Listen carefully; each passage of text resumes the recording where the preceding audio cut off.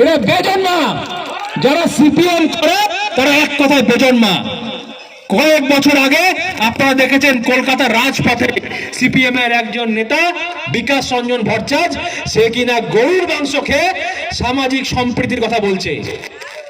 আমরা খোলা মঞ্চ থেকে বলতে চাই, সাহস থাকলে একবার শুয়োরের মাংস খেয়ে দেখা, সাহস থাকলে একবার শুয়োরের মাংস খেয়ে দেখা, দেখবো কত বড় ক্ষমতা আছে। ওই ইনসাফ যাত্রা বন্ধ হয়ে যাবে। সিপিএম এর নেত্রী যিনি কিনা মীনাক্ষী মুখার্জি, না হ্যাঁ মীনাক্ষী মুখার্জি, তার একটা ভিডিও ভাইরাল হয়েছে, আমরা দেখছিলাম। সে নিজে ওড়নাটা দেখিয়ে বলছে আমার এই ওড়নার দাম 150 টাকা, কিন্তু এই ওড়না আমার জানের থেকে বেশি প্রিয় যখন এই ওড়নাটা আমার চাচি আমার আম্মার হিজাব হিসাবে থাকে। কই একবারও তো বলে না যে আমার গায়ে যে শাড়িটা পরা আছে